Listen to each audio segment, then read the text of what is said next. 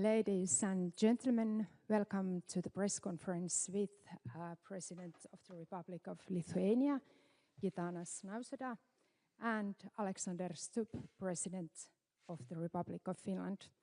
First, we will hear statements by both presidents, and then there will be time for questions. President Stubb, please. I'm delighted to welcome my good friend Gitanas, the President of Lithuania, to Finland. This visit is an indication of the close bilateral relations that we have. And now, of course, when Finland joined NATO, it also exemplifies the close alliance that we have. Our friendship is so close that I'm not even upset by the fact that Lithuania beat us in basketball yesterday by 3 points. But alas, these things happen and the tournament goes on for both states. I was detecting a lot of emotion with you, Gitanas, during the match. Every time Lithuania scored 2-pointer or 3-pointer, you almost got out of your seat. I was trying to contain myself. This is my problem, and this is my temper. It is, but it was a lot of fun, and it was actually a good game, and it's the first game I ever saw on the floor. Now, today, on the more serious stuff, we spoke about not only our bilateral relations, but also Russia's war of aggression in Ukraine. And as you know, together with our Nordic and Baltic friends, we are among Ukraine's staunchest supporters.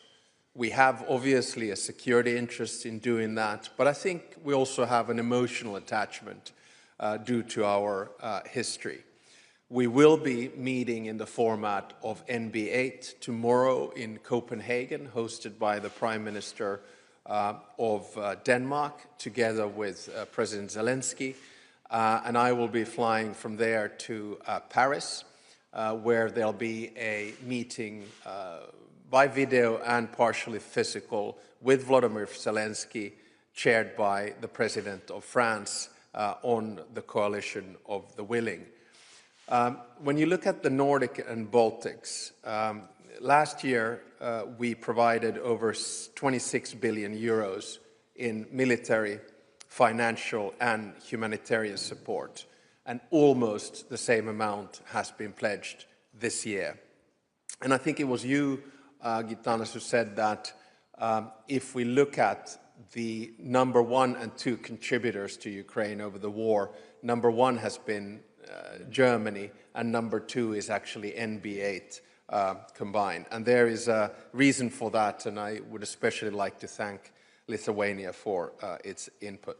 It's of course now time for the rest of Europe and all of us to keep on stepping up. The security and defense of Ukraine cannot be separated from the security and defense of Europe. And this is something that I want to remind everyone of. This is not a zero-sum game between Finnish and or Lithuanian security versus Ukrainian security. This goes hand in hand. Ukraine decides the future of European security, and we want to support Ukraine for as long as it takes. We also discussed bilateral relations and especially cooperation on the defense industry, which the President will be dealing with the Prime Minister and Defense Minister later on today. And of course, our shared assessment is that the security situation in Europe will remain challenging and unpredictable for a long term. In these turbulent times, it's important that you have close allies like Lithuania and Finland. We need a credible collective defense for the eastern flank of Europe. It's been lovely to have you here so far, and I really look forward to our working lunch as well. So warmly welcome. Thank you. Thank you. Good morning. Is it morning or it's already afternoon? Yeah. It was a great pleasure to meet my good friend Alex Stubb, and yesterday we had a great warm-up meeting in Tampere at the Eurobasket game between Lithuania and Finland. Yes, the victory was great, but we had to pay a very high price for this victory because one of our key players was injured, and as far as I know, newest information, he will be lost for about 6 months. But going back to the issues of our bilateral relations, of course, we have very productive discussion on bilateral and transatlantic relations, defense, security, Ukraine, and European Union agenda too. I'm pleased to note that Finland is Lithuania's close neighbor, partner, reliable partner also in European Union field and a fellow member of the Nordic-Baltic family. We are also working closely together as a NATO allies. And the NATO summit in Vilnius, where Finland was welcomed as a new member of the alliance, marked a significant step forward for the security of the Baltic Sea region. Recognizing that Finland is Lithuania's very important economic partner, I arrived here with a large group of Lithuanian business and science representatives. Later today, I will open the Lithuanian-Finnish Business Forum, aimed at deepening our economic ties and strengthening contacts in the fields of defense and science. For us, Finland is a prime example of a highly resilient country that has learned important historical lessons. Over the years, Finland invested heavily in defense and security, relying both on the principle of total defense and on technological innovation. Lithuania seeks to learn from Finland's experience and to strengthen our cooperation in military production and procurement. Starting next year, we will spend more than 5% of our GDP on defense. Finland, as one of our closest allies, could play an important role in providing military equipment, such as patrol vessels, naval mines, and possibly armored personal carriers. Our companies could also cooperate in producing medium-caliber ammunition in Lithuania. Our joint concern today is securing the eastern flank of NATO and creating conditions for lasting peace across the whole region. Lithuania's position in that peace requires strong long-term security guarantees for Ukraine. Pressure on Russia must also continue. That is why Lithuania has put forward a proposal for a 19 sanctions package targeting Rosatom, Russia's oil and gas revenues, and its shadow fleet, of course. We are also working towards setting a clear target date of 2030 for Ukraine's membership in the European Union. Finland's support on these issues would be most welcome. Lithuania welcomes and fully supports Finland's initiative to lead the Shelter Coalition for Ukraine, and we are ready to join it. In turn, Lithuania invites Finland to join our flagship initiative to build new schools across Ukraine. Finally, today we discussed EU issues, such as the Commission's proposal on the multi-annual financial framework.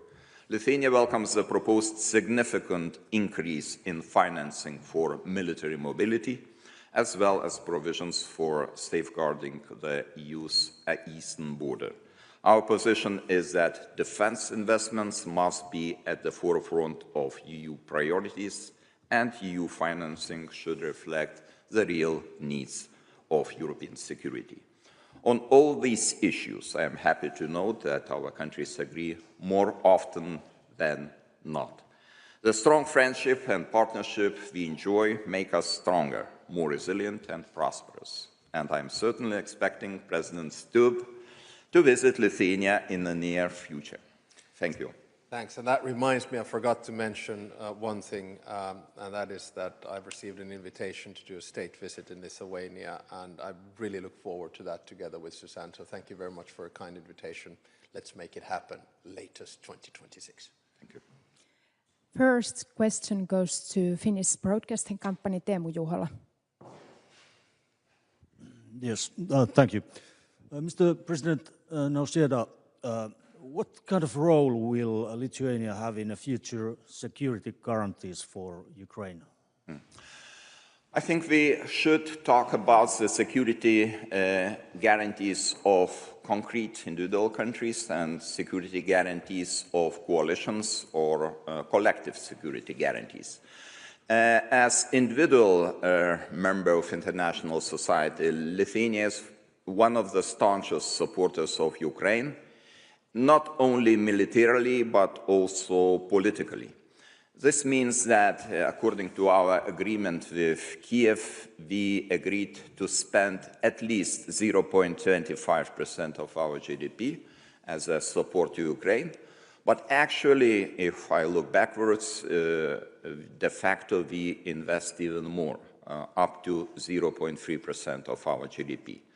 We are a very strong supporter of Ukraine's European Union membership track. And this is the reason why we are arguing and inviting our colleagues in European Council to take the decision on opening the first cluster of the negotiations and opening the remaining clusters or fundamental clusters in 2025. I think this is very important to couple the membership track of both countries, Moldova and Ukraine, because decoupling of these two countries would mean catastrophic consequences on the opinion of Ukrainian society. And of course, we are participating in the coalition of willing. Lithuania is ready to provide necessary military capabilities to, in case a peace agreement is reached. I think what is also critically important, the participation of our largest ally, United States. And this is very important that backstop of United States is provided. And I think together with our European partners, we can guarantee the peace in case of positive outcome of peace negotiations between Ukraine and Russian Federation. As far as Finland is concerned, we have a holistic approach on the security arrangements. And it, of course, starts with Ukraine itself. It has one of the most modern and strongest and experienced armies, not only in Europe, but in the world, with roughly 800,000 soldiers. After that, it's important that Europe supports Ukraine in many different ways, political, financial, and military. And finally, just like the President of Lithuania said, we need to coordinate the security arrangements with the United States, which essentially will provide the backstop for this. This is what we're focusing on right now. We're focusing on these issues with our chiefs of defense, which are drawing the concrete plans of what this type of an operation might look like, and I stress, post-peace agreement. And then we're also discussing this on a political level, for instance, on Thursday. So we're making progress on this, and hopefully we'll get a solution soon. Neil Simojoki, Finnish News Agency. Question for both presidents. This week we have been witnessing a summit of leaders in China, which could be called the coalition of anti-Western countries by some. Are you worried about this coalition finding each other's and strengthening their policy towards the West? And about the meetings in Europe, NBA and Paris, are we to expect some concrete results when it comes to security guarantees, for example? Please. You go ahead. Okay, no problem. You know, it's very important to understand that Russia's behavior is based on the assumption that they don't want any peace. And the peace could be achieved only through strength, through very strong measures the international society should apply and first of all, United States, Europe, and other like-minded countries. And this meeting in China, of course, means that the countries which are on the other side of democracy will use every opportunity to prolong this war and to try to avoid the peaceful negotiations. I think this is very important to understand that this backing for Russian Federation means that probably it will be even more complicated to find the solutions between the United States and Russia and Ukraine. But nevertheless, we must try to do our best in order to get the peace, but not at any cost, because the cost of Ukrainian territorial integrity, the cost of independence is too high, first of all for Ukrainian people. So this means that we have to be tough, we have to be consistent, and we have to be united. Solidarity means a lot, especially if we are talking about, for example, European Union integration of Ukraine. You know that there are still 1 or 2 members in the club who are against, and we have to find the ways to proceed, the ways to go forward, because otherwise it would mean negative implications on the security situation of the whole region of Europe. On the 2 questions posed, the first is very directly linked, I think, to the ongoing competition for a new world order. We've seen that the post-Cold War era is over. I actually think that the tipping point was the beginning of Russia's war of aggression, full scale, on the 24th of February 2022. And this has led to a jostling of power, at the same time a weakening of multilateral institutions, rules and norms.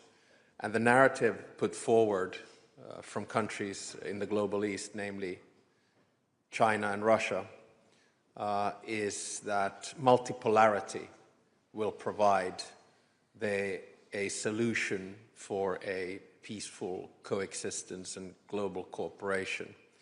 I disagree with this approach. I think multilateralism is the best way to drive cooperation forward.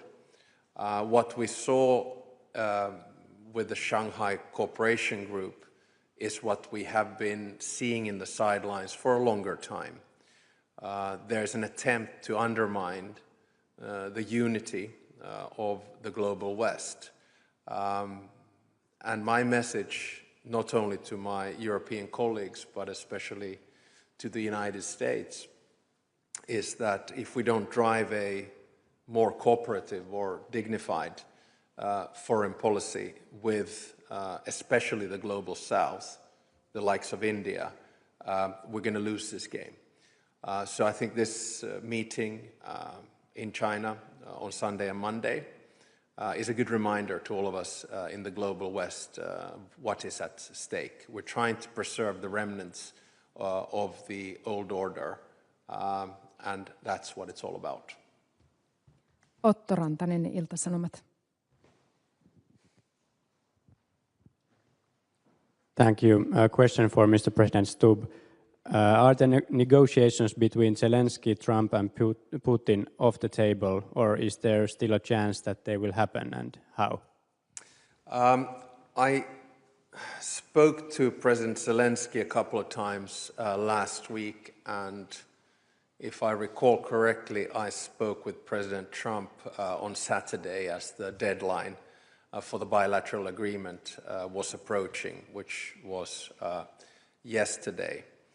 A trilateral meeting right now seems highly unlikely, and it looks to me that Russia is doing everything in its power to avoid a bilateral meeting with President Zelensky and President Putin.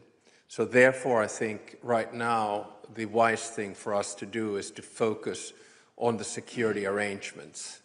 and obviously continue our dialogue and engagement with the President of the United States, who is very much in the driver's seat.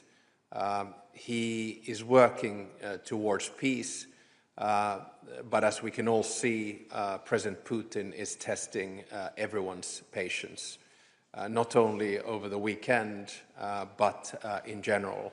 And right now, I am not very optimistic that we will achieve a ceasefire or a framework for the peace negotiations in the near future. And there's only one reason for that, and that is Russia and President Putin.